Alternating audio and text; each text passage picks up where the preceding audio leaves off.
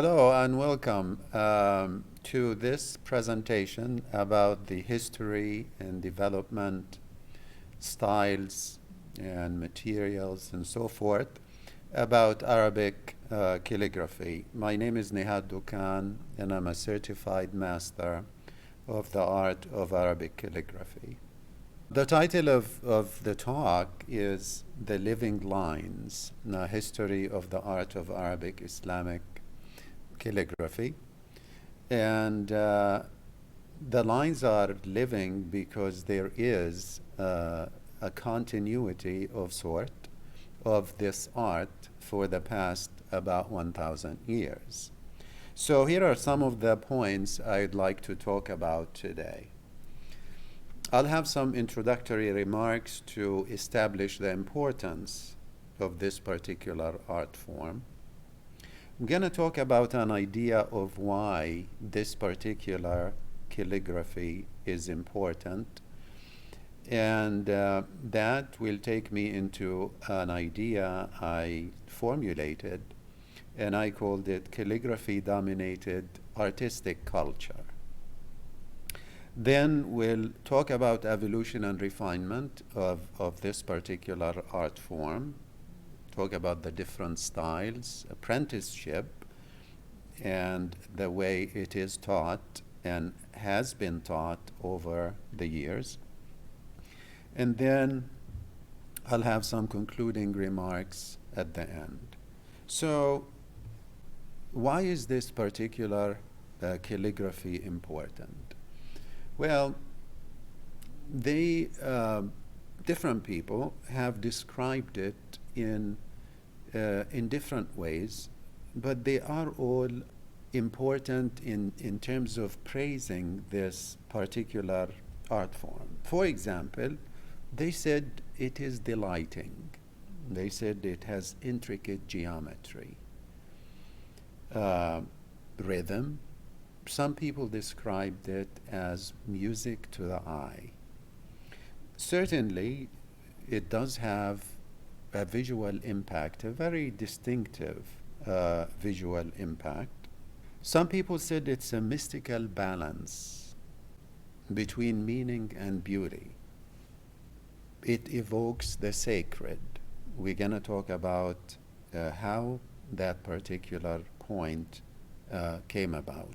But let's continue on this general description of this particular art form and what different people have said about it.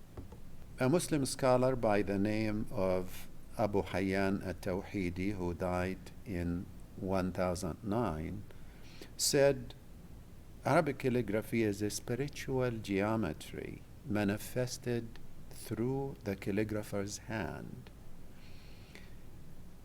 One of my teachers, Muhammad Zakaria, has said, Arabic calligraphy creates a visual harmony that resonates within the spirit.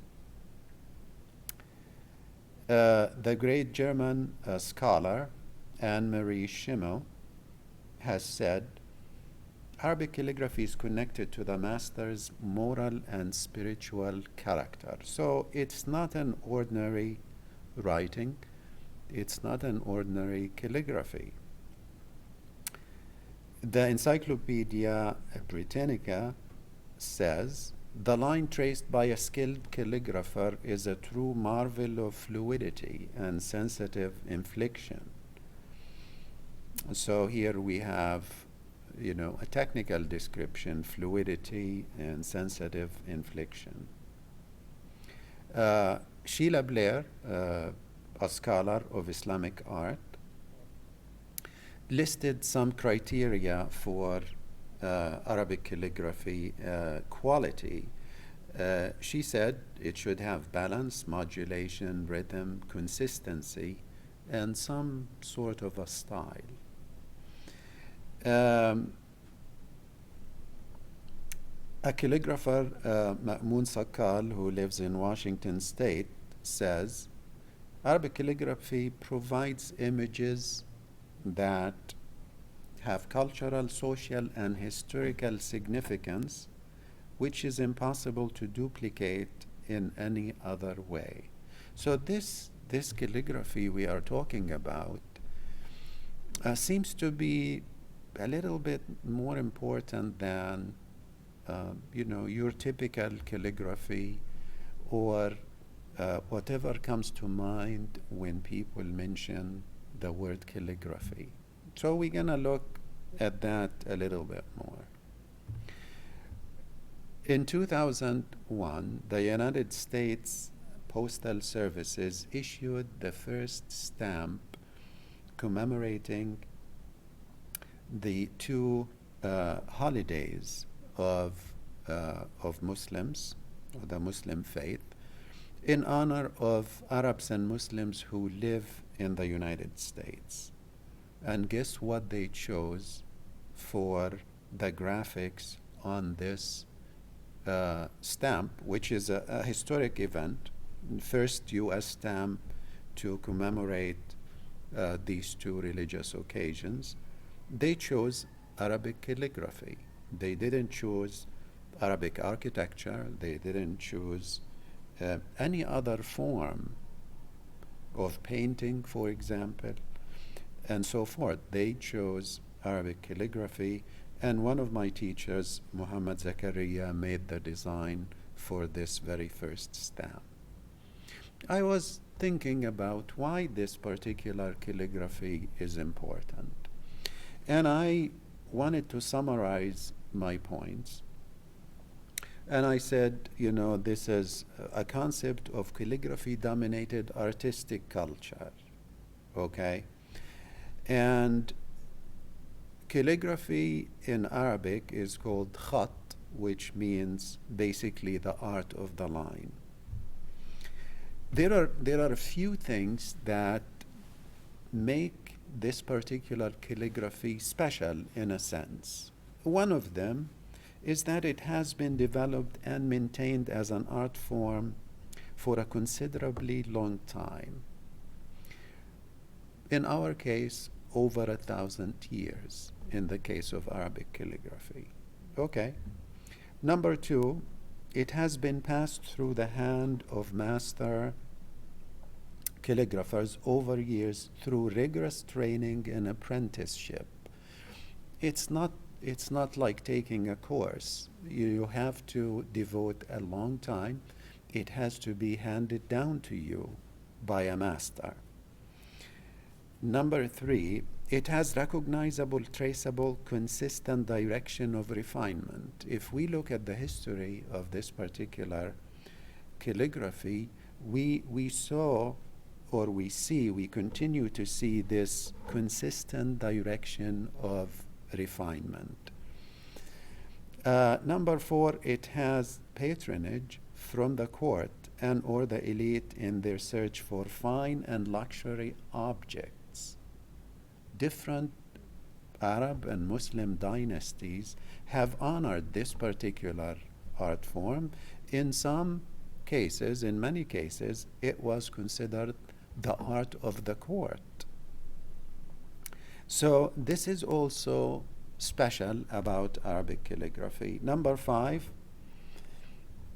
Arabic calligraphy possesses agreed upon rules. There are rules that are widespread, they're consistent, and the calligraphy itself has a consistent and recognizable look throughout the world.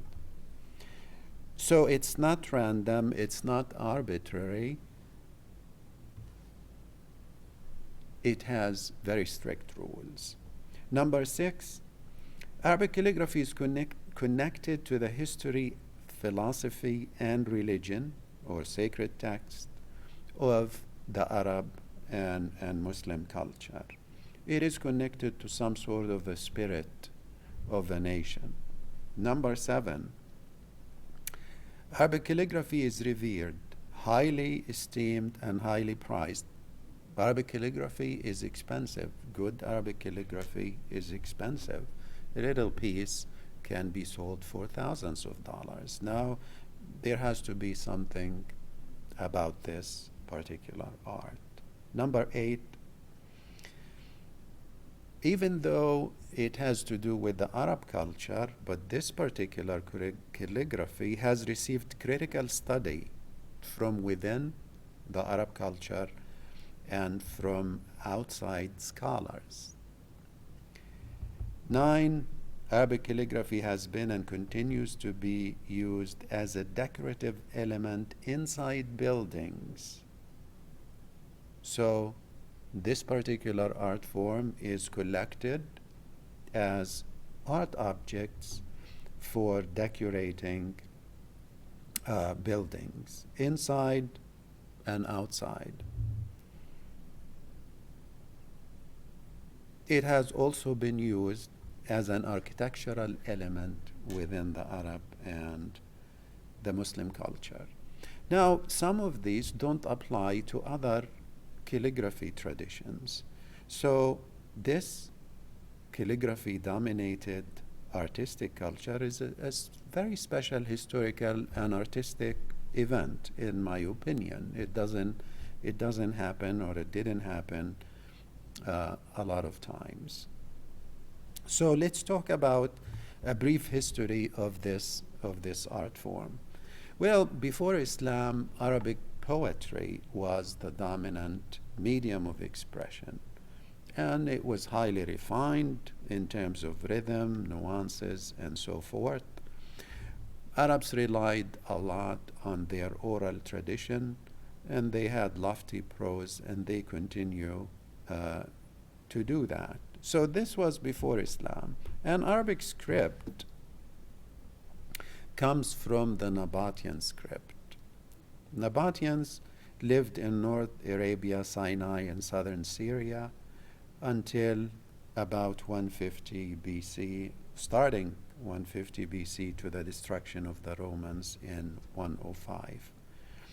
And the Nabatean script comes from Aramaic, and in Arabic we have 28 alphabetical letters. So it's an alphabetical language.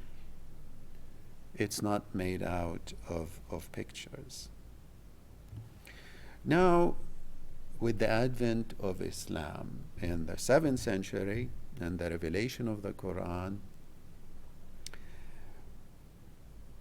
and the establishment of different Muslim states, there was a need for recording or record keeping.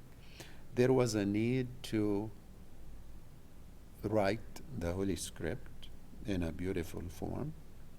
So early on in the 7th century, we have a couple of styles. The Mecca and Medina, 2 styles, they roughly look like what you see in the picture according to Sam Fugg, one of the scholars. But after this, we see the rise of Islam and the spread of Islam and the establishment of sort of long-lasting dynasties that were very civic and very rich. Okay? So, for example, the Umayyads had Damascus as their capital, and they lasted for about 100 years or so. So there was a need, like I said, for record keeping, for decorating, for refining things. So you see some pictures here from the Umayyad dynasties, and you see the calligraphy lines here and there. And then we go to the Abbasid dynasty who ruled from Baghdad and lasted about 500 years. Now, this was a larger empire and a richer empire, okay? And so we see a rapid development and refinement of the art of Arabic calligraphy, and they used it to write the Quran, of course, but they needed diplomatic correspondence, official documents. They wanted to decorate art objects, and they had lavish, literally manuscript commissioned by the court and the elite, and they decorated buildings. And around that time, roughly the 10th century, Arabic calligraphy became an independent art form. It was an art form on its own. And tracing the calligraphy cannot be done without talking about the three founding fathers who sort of established the rule and began the process of refinement. The first one, the first founding father, is Ibn Muqla, and his full name is Abu Ali Muhammad Ibn Muqla. He was a very important man. He was a chief minister for three of the Abbasid rulers. That a very, very high post. Chief minister means prime minister, basically, in charge of running this vast empire. He was also a poet and lived in Baghdad. His major contribution, he laid out the strict proportional rules, and he invented the Alif module and a measurement system using the rhombic dot to fix the ratio of the letters. Okay, and Ibn Muqla died in 940.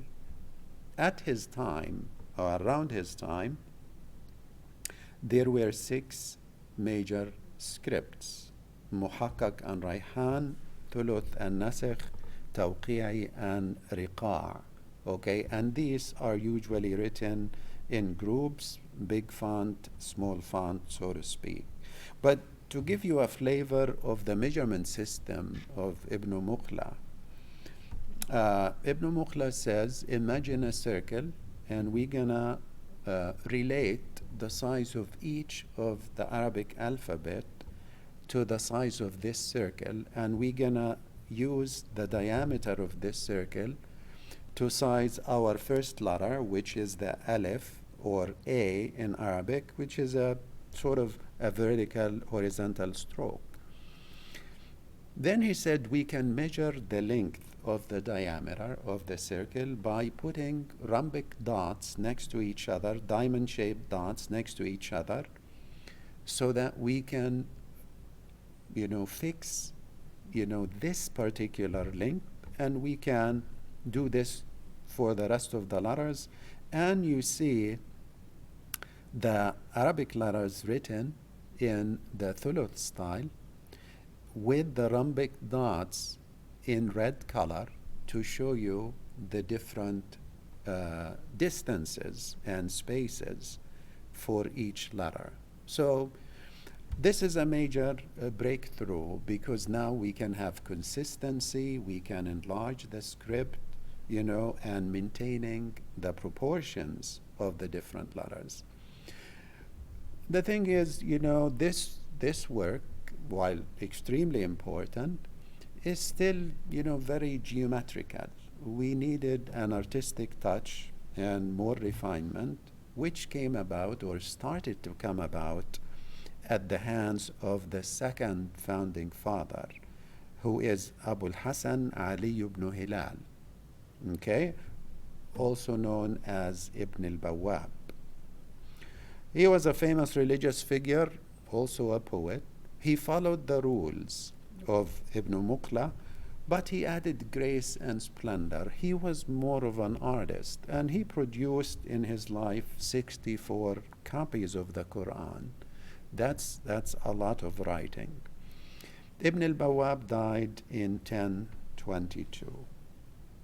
So, while we don't have any authenticated calligraphy specimen from the first founding father, Ibn Muqla, we do have example of the work of Ibn al-Bawwab. Here are a couple of pages of how he wrote around 1017 in Baghdad, 1000 and 1017, as you see here, and these are at Shaftesbury Library in Dublin. So we can actually see what the writing, what calligraphy looked like at the time.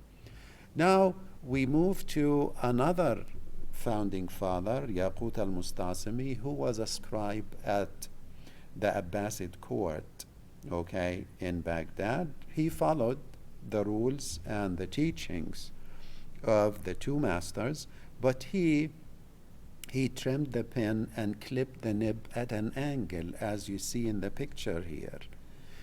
That gave him a lot more control over the lines, the thinness, linear variability, thickness, angles, and things like that. So that was another quantum leap, if you wish, in terms of refinement. He wrote a lot. For example, 364 copies of the Quran. That is also a lot of writing, and he died in 1298.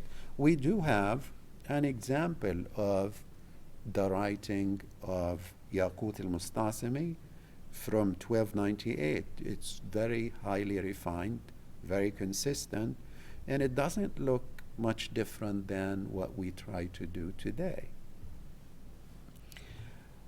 Well, as we said, Islam spread, and the Arab Muslim dynasties ruled over a large area in the Middle East and into Asia.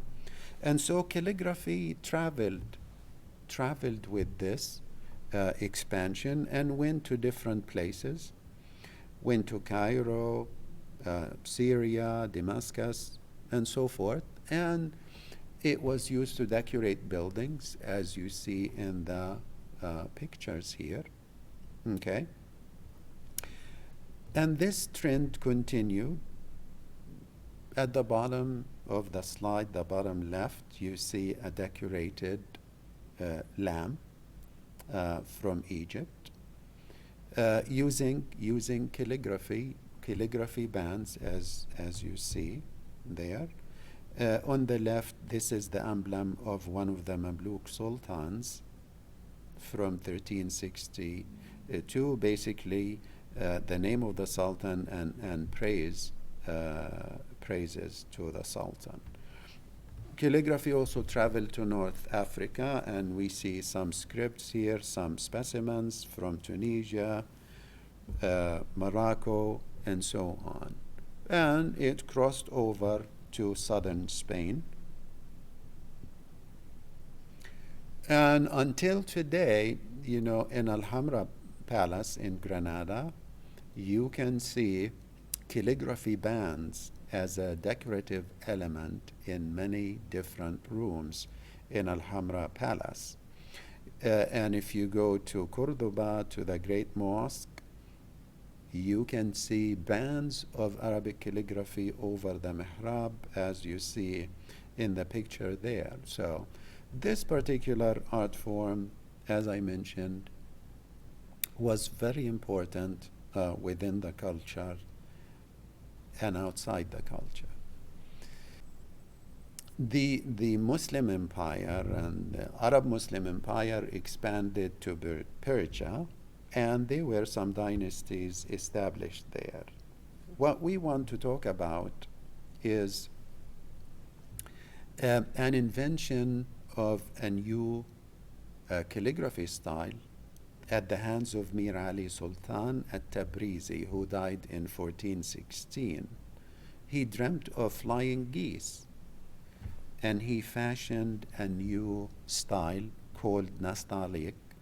Has a casual elegance about it, and it's used and has been used for Persian epics, anthologies, and in miniature paintings. So here is an example of this very elegant nastaliq style, which was invented by at-Tabrizi. Now we move quickly to the Ottoman Empire. This is another long-lasting empire, very rich state, even by our standards today. And it's considered the second golden age of Arabic calligraphy. There was a very special attention paid to calligraphy within the Ottoman Empire. It was certainly, undisputedly, the art of the court, the Ottoman court. And the Ottoman Empire actually produced numerous masters, hundreds of them. We're going to talk about the founding father of the Ottoman school, Sheikh Hamdullah al-Amasi, who died in 1520. So he took specimens from the works of Yaqut al-Mustasimi, the third founding fathers, and he refined them. And he started then the Ottoman school of calligraphy. So higher standards were established at the hand of Sheikh Hamdullah and the Ottoman calligraphers who came after him. Rules, etiquette, and jargon associated with calligraphy were invented. Okay? Some new styles were invented in the Ottoman Empire. So we're going to talk about some of these activities in the Ottoman Empire. We said it was the art of the court, but to support that, some of the sultans and some of the princes, the Ottoman princes, were actually officially trained and became master calligraphers themselves. So this is how important it was. At the bottom right corner, you see some of the kids of Sultan Abdul Hamid II, the last considered sultan of the Ottoman Empire. They were instructed by a private instructor, a master calligrapher by the name of Muhammad Shawki Effendi. So this is certainly was the art of the court. We said they invented new style. Here's an example.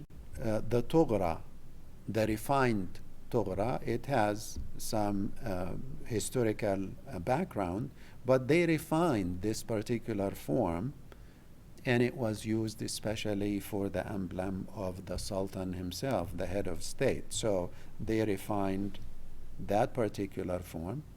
They also invented a new style. This is the Diwani jelly style. It looks like this, and it's full of small dots, and the line takes this shape. It sort of goes up at the end. That is an Ottoman invention. Another Ottoman invention style was the Diwani, and the Diwani was used to write sultanic decrees, land grants and so forth. So the Ottomans has sort of a tree, a family tree of calligraphers, starting with Sheikh Hamdullah more than 500 years ago and going down until our day, naming the different great master calligraphers and their connection to their teachers. Now what we have is 8 different styles.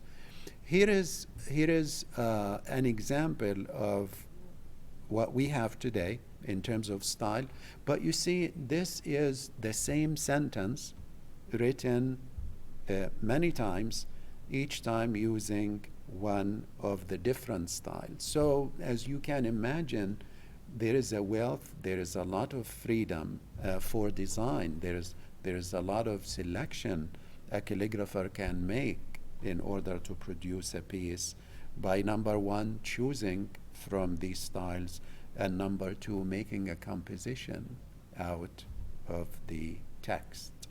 Now, how is calligraphy has been taught? It has been taught by apprenticeship.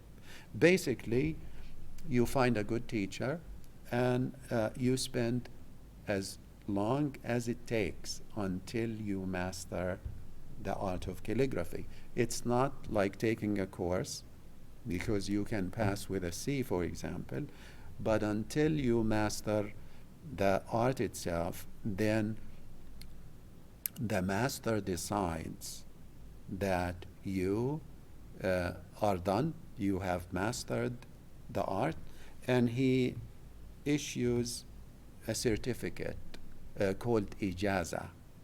Okay?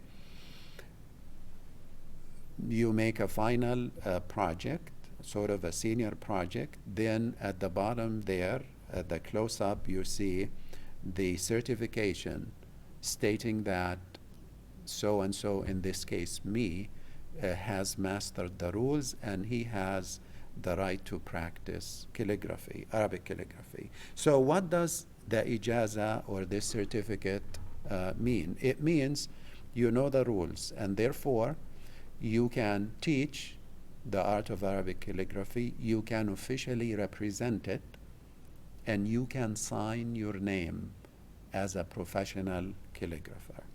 So after I finished my training, it took me 11 years, I started producing my own work. So here are some examples of my own work. More examples with illumination, as you can see here. Another example with illumination also here. And this is a brief history of this particular art form.